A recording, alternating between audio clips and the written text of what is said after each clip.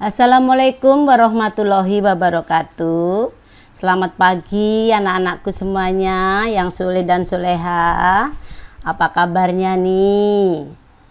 Baik-baik ya. Semoga kalian semua sehat walafiat dalam lindungan Allah. Baik anak-anak, hari ini hari Senin, tanggal 16 November 2020. Kita berjumpa lagi ya melalui pembelajaran jarak jauh.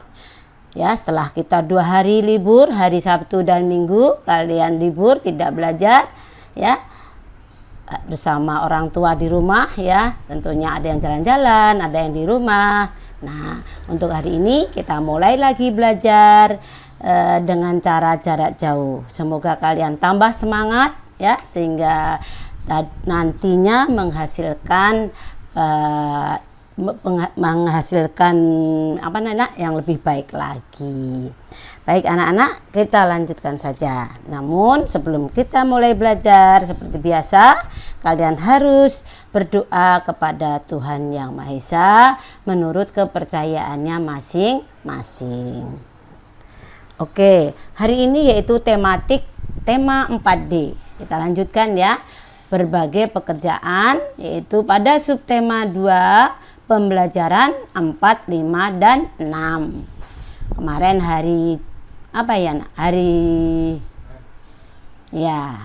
minggu yang lalu pembelajaran 1, 2, dan 3. Untuk hari ini kita lanjutkan pembelajaran 4, 5, dan 6.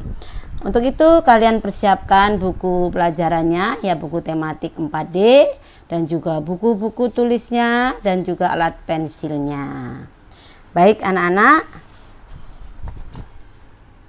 kita mulai saja. Nah ya, dalam pembelajaran keempat kamu bisa lihat buku cetak kalian pada halaman 58 ya.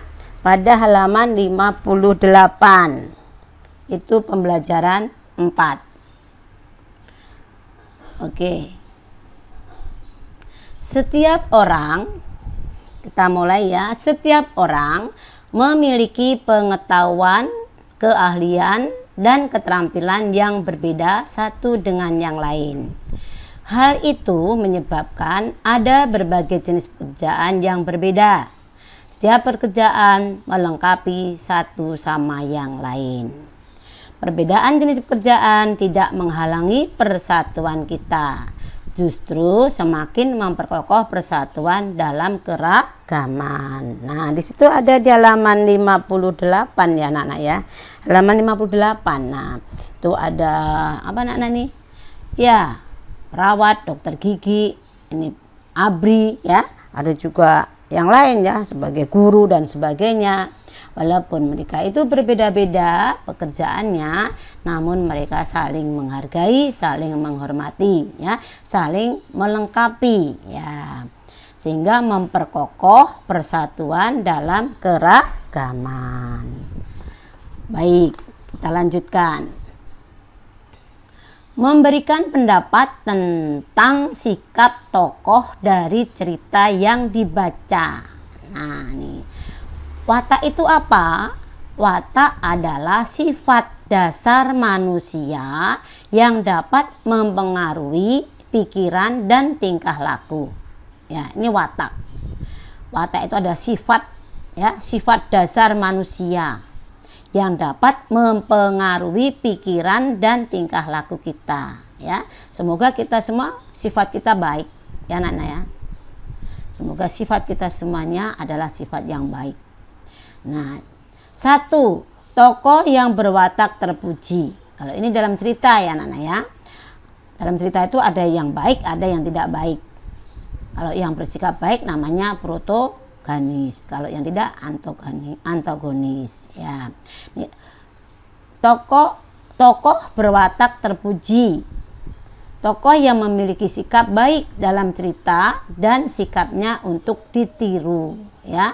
Jadi kalau kamu membaca cerita atau mendengarkan cerita, itu yang kamu tiru adalah sikap yang baik, yang protagonis ya. jangan yang jelek ya. Yang kita tiru, yang kita contoh adalah tokoh yang memiliki sikap baik dalam cerita ya. Nah, inilah sikap yang untuk ditiru oleh kita semua. Yang kedua, tokoh berwatak tidak terpuji. Nah, tidak terpuji berarti tidak baik, antagonis. Tokoh yang memiliki sikap tidak baik dalam cerita dan sikapnya tidak boleh ditiru. Ya. Oke, jelas ya anak-anak ya. Kita lanjutkan. Melakukan kesepakatan kelas untuk mengamalkan sila kedua Pancasila. Ada di buku halaman 60. Ya. Baik, sebelum kita melanjutkan halaman 60 ya, kamu bisa membaca Pengabdian Dr. Rida ya, halaman 59. Itu kalian baca bagaimana sikap Dr. Rida ya, apakah patut kita tiru atau tidak ya. Kamu baca dengan teliti sehingga kamu nanti bisa menjawab pertanyaan-pertanyaan yang ada di halaman 60 ya. Sebelum kita lanjut ke sini, kita bahas dulu ya. Jawablah pertanyaan-pertanyaan berikut berdasarkan teks Pengabdian Dr. Rida. Nah, kalau kamu nanti membaca pasti bisa menjawabnya. Nah, contohnya nih, Bu Guru kasih contoh ya. 1. Hal-hal apa saja yang dilakukan oleh Dr. Rida untuk warga di desanya. Nah, setelah kamu membaca pasti bisa menjawab.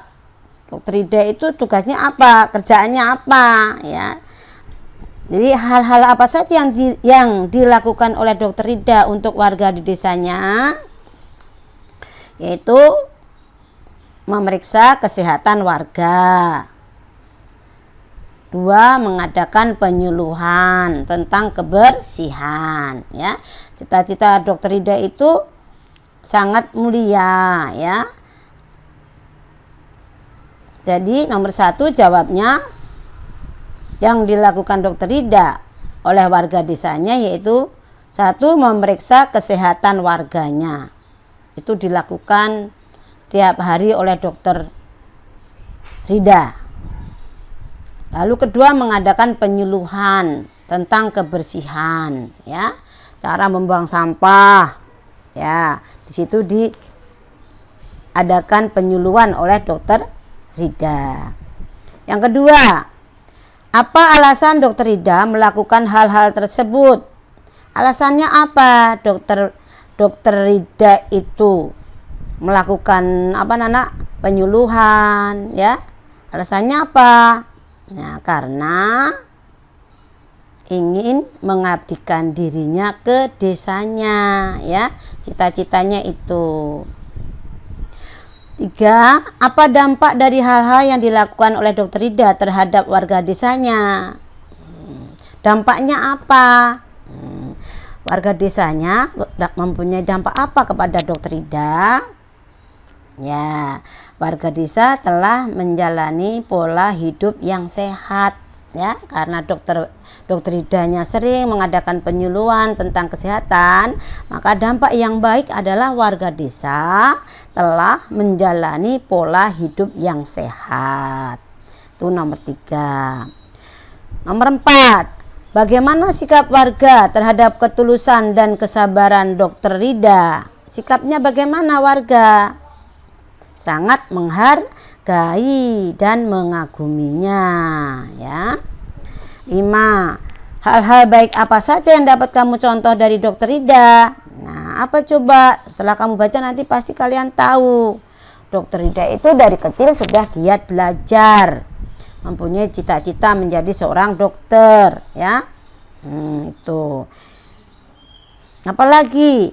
Yaitu hal yang baiknya itu ketulusan hatinya ya, ikhlas ya, memeriksa warganya dengan ikhlas, memberikan penyuluhan warga desanya dengan ikhlas ya. Jadi itu hal yang baik yang harus kita contoh oleh Dr. Ida, yaitu satu, giat belajar, ya, ketulusannya, lalu kerendahan hatinya. Itulah sifat Dr. Ida. Apa pendapatmu tentang sifat Dr. Ida? Nah, jelaskan jawabanmu. Bagaimana pendapatmu? Nah, kamu jawab. Menurut saya, sifat Dr. Ida adalah, nah, sifat yang baik. Yang bagaimana? Sifat yang baik, sifat yang mulia, ya, yang perlu kita contoh. Ya, itu jawaban dari Bu Guru. Namun kalau kamu jawab yang lain yang lebih bagus, silahkan, ya, boleh ditulis di buku cetak saja. Oke, baik anak-anak ya. Sekarang kita lanjutkan pelajaran masih di pelajaran keempat, yaitu melakukan kesepakatan kelas untuk pengamalan sila kedua Pancasila. Masih ada di halaman 60. Nah, ini perbedaan jenis pekerjaan yang dimiliki setiap orang membentuk sebuah keragaman di lingkungan masyarakat. Ya, Bu Guru ulang. Perbedaan jenis pekerjaan yang dimiliki setiap orang membentuk sebuah keragaman di lingkungan masyarakat. Oleh karena itu, kita harus saling menghargai orang lain tanpa membedakan jenis pekerjaan, ya. Jenis pekerjaan kan banyak ya di lingkungan kita. Seperti tadi, ada yang jadi dokter gigi, ada yang menjadi perawat, ada yang menjadi ABRI, TNI, atau ada yang menjadi guru, bahkan ada yang menjadi pedagang, ya. Nah, sikap kita harus saling menghargai dan menghormati orang lain, ya. Itu merupakan bentuk pengamalan sila kedua Pancasila, ya. Di sini ada contohnya juga nih. Contoh kesepakatan dalam kelas untuk saling menghargai teman. Nah, nanti kalau kamu sudah masuk sekolah, ya. Nah, kita harus punya peraturan kelas. Nah, contohnya nih, ini peraturan ini dibuat dibuat kalian, ya, sama-sama. Lalu kita sepakati, ya, sehingga hasil kesepakatan itu harus dihormati dan dilaksanakan dengan sebaik-baiknya, ya. Nih, menghormati guru dan teman. Nah, ini sesuai dengan sila kedua. Lalu berbicara dengan santun, itu juga termasuk pengamalan sila kedua. Lalu ketiga, menghargai pendapat orang lain. Menjaga kebersihan kelas, menjaga ketertiban kelas. Nah, ini semuanya sesuai dengan pengamalan sila kedua. Oke, baik ya. Kita lanjutkan ya anak-anak. Nah, kita lanjutkan ke pembelajaran 5. Ya, pembelajaran 5. Oh iya, sebelum pembelajaran 5, ini ada halaman 61 nih. Nah, bacalah kembali kesepakatan kelas pada halaman sebelumnya. Amatilah gambar-gambar berikut. Lingkarilah siswa yang sudah melaksanakan kesepakatan kelas dengan baik. Setelah itu, tulislah saran pada siswa yang belum melaksanakan kesepakatan kelas dengan baik. Nah, nih, kalau bertengkar ketika diskusi. Bertengkar baik atau tidak? Tidak baik, ya, berarti kita silang. Kalau tidak baik, diskusi boleh, tapi nggak boleh bertengkar, ya. Saling mengeluarkan pendapat, bukan bertengkar, mengeluarkan pendapat. Pendapat teman harus kita hormati, ya, tidak diejek tapi kita hormati. Kita tampung pendapat temannya, ya. Nah, ini jadi bertengkar ketika diskusi tidak baik, tapi kalau mengeluarkan pendapat, nah itu baru baik.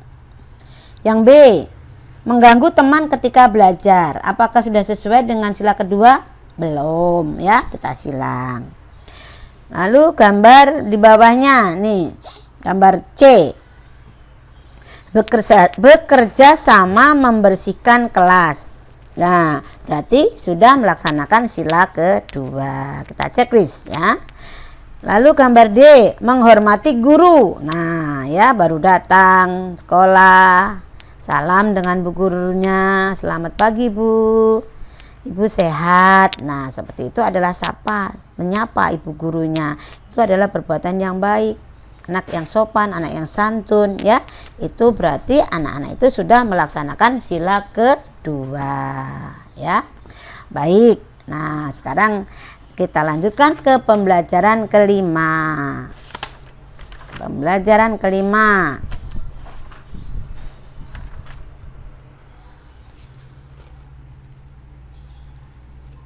Oke. Pelajaran kelima dimulai dari halaman 64. Nah, pada akhir pekan keluarga Nina selalu meluangkan waktu untuk bekerja sama membersihkan kebun mereka. Sisa lahan rumah Nina dimanfaatkan ayah untuk menanam berbagai jenis tanaman seperti jahe, cabai, dan tomat.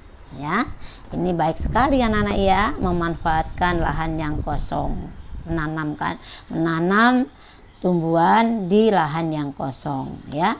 Itu namanya sangat baik sekali, ya. Oke, lanjut. Nah, perhatikan gambar proses distribusi ikan. Oke, kamu lihat ada di halaman 65.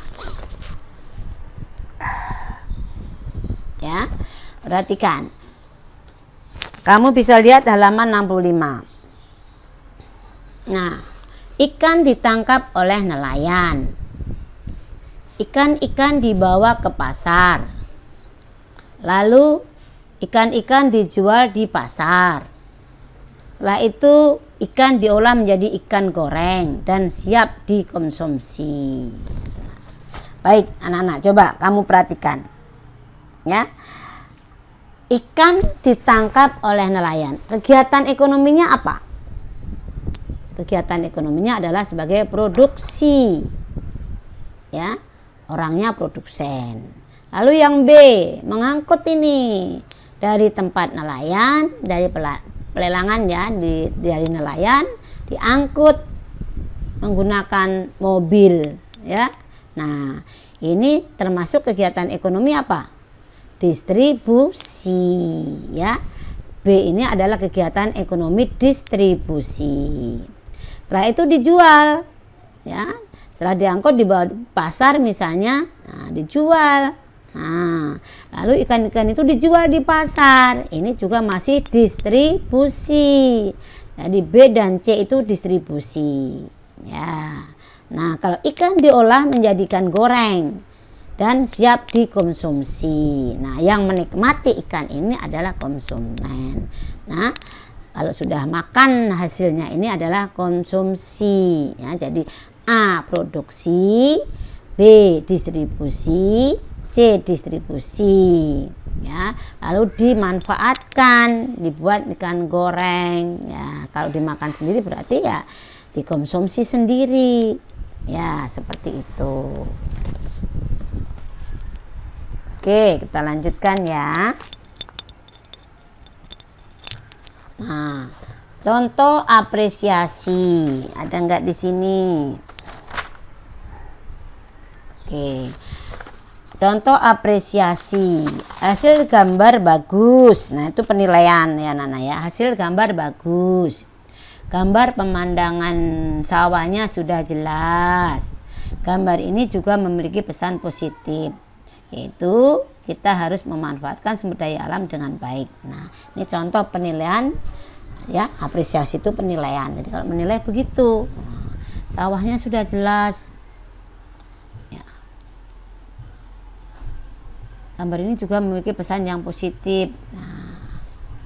Nah, ini memanfaatkan sumber daya alam yang bijaksana, ya. Oke. Nah, sebelum kita melanjutkan, coba kita lihat halaman 66. Perhatikan kembali bagan proses distribusi. Nah, kita ulang lagi, ya. Perhatikan kembali dengan proses distribusi ikan berdasarkan bagan tersebut. jawablah soal-soal berikut. Coba kalian lihat halaman 66. Kita sama-sama. Apa jenis kegiatan ekonomi pada kegiatan di gambar A? Nah, tentu kalian bisa semua ya, yaitu produksi. Kegiatan gambar A adalah produksi. Silakan nanti ditulis di buku cetak. 2. Apa jenis barang yang diperjualbelikan? Nah, jelas kelihatan, yaitu ikan ya Nana ya, ikan. 3. Apa jenis-jenis pekerjaan yang terlibat pada kegiatan di gambar B? Nih, gambar B dan C. Nah, tadi sudah Bu Guru jelaskan. Gambar B adalah distribusi. Gambar C juga masih distribusi ya. Ini menyalurkan juga, ini juga menyalurkan juga. Kalau ini langsung dari produksi, kalau ini tidak langsung dari produksi ya. Oke, kita lanjutkan. Apa jenis-jenis pekerjaan yang terlibat pada kegiatan gambar B dan C? Nah, diulang lagi, yaitu kegiatan ekonomi distribusi. Nomor 4, gambar manakah yang menunjukkan kegiatan distribusi? Nah, tentunya gambar B dan gambar C ya. Mengapa demikian? Ya, karena kegiatan itu menyalurkan ikan kepada konsumen ya. Nomor 5, sumber daya alam apa saja yang dimanfaatkan pada proses kegiatan ekonomi tersebut? Nah, sumber daya alamnya ya, pertama ini hasilnya ikan ya, mencari ikan dengan alat kan anak-anak, ada apa nih anak-anak, perahunya ya, ada jalannya. Nah, kalau perahu sumber daya alamnya apa? Kalau perahu sumber dayanya terbuat dari kayu ya, kayu berasal dari tumbuhan. Nah, itu termasuk sumber daya alam. Jaringnya, nah tadi di sini disebutkan ya, menggunakan jaring. Jaring itu dari nilon ya. Nilon itu olahan dari minyak bumi ya. Oke, kalau ini membawa dari produksi ke pasar, dibawa dengan mobil ya. Mobil juga memerlukan bahan bakar, maka sumber daya alamnya adalah minyak bumi ya Nana ya. Dan lain-lain, masih banyak sekali. Oke, kita lanjutkan. Nomor 6, buatlah ringkasan proses distribusi ikan dari nelayan hingga konsumen. Nah, nanti kamu tulis sendiri dari produksi ya, dari produksi, lalu dibawa distribusi ya, dibawa diangkut ke pasar ya, diangkut ke pasar, dijual belikan di sini ya. Ini masih distribusi. Lalu nanti ada konsumen yang datang ya, lalu dimasak di rumah, dinikmati, dimakan. Nah, seperti itu ya. Sehingga itu namanya kegiatan ekonomi, dari produksi, distribusi ya, lalu nanti konsumsi. Nanti kamu buat ceritanya sendiri. Oke, nomor 7. Coba jelaskan perbedaan kegiatan distribusi yang dilakukan oleh gambar B dan gambar C. Adakah perbedaan gambar B dengan C? Tentunya ada. Kalau B ini ikan-ikan ini dibawa langsung dari para nelayan ya, dari nelayan langsung dibawa ya, lalu dibeli di sini di pelelangan ya. Nanti dibawa ke pasar ya, itu ini B. Kalau B ini asal ikannya dari orang-orang yang bawa dari sini ini ya, dari Tangkulak ya, ini Tangkulak nih anak-anak nih yang belikan ikan ini ya, tentunya mendapat untung, dijual ke sini mendapat untung ya. Jadi beda ya, B dengan C beda. Kalau ini langsung dari nelayan, kalau penjual ini dari Tengkulak ini ya, tentu harganya lebih murah ini dibanding ini ya. Ini harga ini lebih mahal tentunya. Ini sudah mencari untung dulu ya, dijual ke pasar. Ini cari untung lagi. Nanti orang beli sudah harganya sudah berbeda lagi. Itulah pedagang ya. Oke, kita lanjutkan. 8. Disebut apakah pelaku kegiatan ekonomi pada gambar C? Apa kegiatannya? Ya ini sebagai pedagang ya anak-anak ya, sebagai pedagang atau distributor. Orang yang melakukan kegiatan distribusi adalah distributor, sebagai distributor atau sebagai pedagang. Ya. 9. Ibu Ida membeli ikan yang dijual dari gambar C. Selanjutnya, ikan-ikan tersebut diolah menjadi ikan goreng untuk kemudian dijual. Nah, kalau dimakan sendiri namanya konsumen. Lalu dijual, ya. Kalau dijual bagaimana ini? Menghasilkan apa? Menghasilkan barang. Kegiatan ekonomi apakah yang dilakukan oleh Ibu Ida? Ya, coba. Kegiatan apa? Konsumen apa produksi? Kalau konsumen dia membeli ikan itu konsumen. Karena dijual lagi, maka Ibu Ida sebagai produksi ya, kegiatan produksi karena menghasilkan ikan goreng. Ya, seperti itu. Nah, nanti kamu kerjakan sendiri ya. Ini tadi Bu Guru hanya menjelaskan saja. Silakan dibaca yang teliti lalu kamu kerjakan di buku tulis aja ya, sambil latihan sambil baca ya, minta bimbingan sama mamah di rumah. Oke anak-anak ya, kita lanjutkan lagi. Ini sudah ya, kita lanjutkan pembelajaran 6. Pembelajaran 6 ini kita mulai dari halaman berapa? Pembelajaran 6. Kita mulai dari pembelajaran halaman 71 ya. Halaman 71. Oke. Memberikan pendapat pribadi tentang pesan moral dari suatu cerita. Ya, ini judulnya. Memberikan pendapat pribadi tentang pesan moral dari suatu cerita. Pesan moral merupakan kalimat yang berisi saran, anjuran, atau nasihat bagi pembaca atau pendengar cerita tersebut. Bu Guru ulang. Ya, Bu Guru ulang. Pesan moral merupakan kalimat yang berisi saran, anjuran, atau nasihat bagi pembaca atau pendengar cerita tersebut. Lalu tujuan pesan moral dalam sebuah cerita adalah agar pembaca mengamalkan nasihat atau saran dalam kehidupan sehari-hari. Ya, ini kalau kita memberikan pendapat pribadi tentang pesan moral dari suatu cerita ya. Jadi kalau kita membaca cerita itu ada pesan moralnya ya. Moralnya itu berisi apa? Ya saran, ya anjuran, ya nasihat ya. Nah, tujuannya apa? Moral itu agar pembaca mengamalkan nasihat atau saran dalam kehidupan sehari-hari. Ini sarannya yang baik ya anak-anak ya, yang kita ikuti. Oke, kita lanjutkan.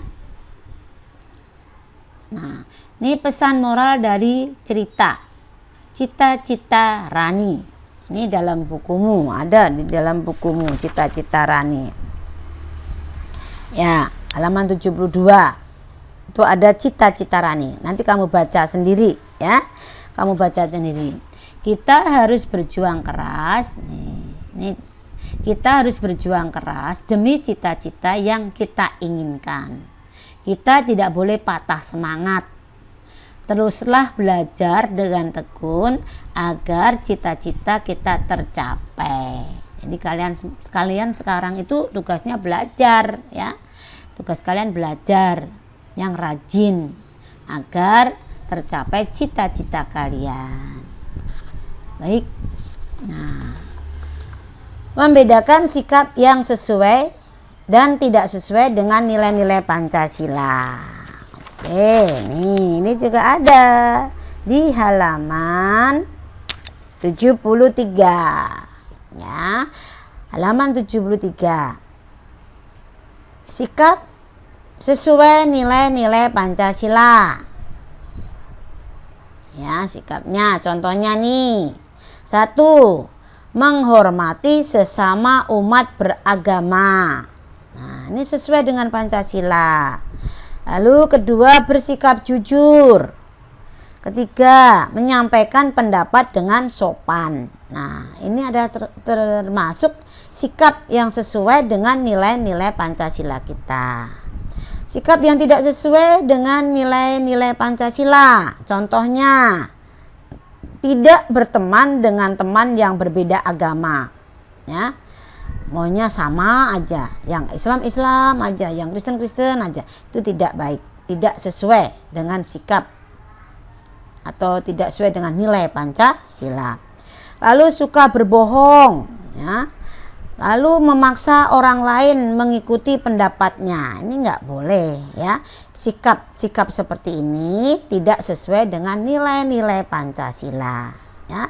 Bu guru sering menjelaskan. Jadi Pancasila tidak hanya dihafal, ya. 1. Ketuhanan Yang Maha Esa. 2. Dan sampai kelima itu tidak hanya dihafal di mulut, ya. Karena Pancasila itu sebagai dasar negara, sebagai pandangan hidup, sebagai pendoman kita dalam melaksanakan setiap harian kita. Tingkah laku kita setiap hari itu harus sesuai dengan Pancasila, ya. Sesuai dengan nilai-nilai Pancasila, ya. Ini tadi sudah banyak, ya, contoh-contohnya. Dan masih banyak lagi contoh-contoh yang lain, ya, anak-anak, ya. Oke, mungkin kalian sudah paham, ya, untuk sikap yang sesuai dengan nilai-nilai Pancasila yang mana, sikap yang tidak sesuai dengan sila-sila Pancasila yang mana, ya. Mulai sekarang kelas 4B harus tahu, ya, hingga kalian menjadi orang yang baik, anak yang baik, ya, yang berakhlak mulia. Baik, kita lanjutkan. Oke, ya. Hari ini pembelajaran berapa anak? 4, 5, dan 6 sudah Bu Guru jelaskan, ya. Semoga bermanfaat untuk kalian semua, ya anak-anak, ya. Nah, kalau kamu nanti baca, kamu isi tuh halaman 73, 74, ya. Kamu isi aja di buku tulis. Nah, nanti untuk tugas Bu Guru WA, ya. Untuk tugas Bu Guru WA. Terima kasih untuk kalian semua. Guru-guru ucapkan selamat belajar. Semoga sehat-sehat selalu.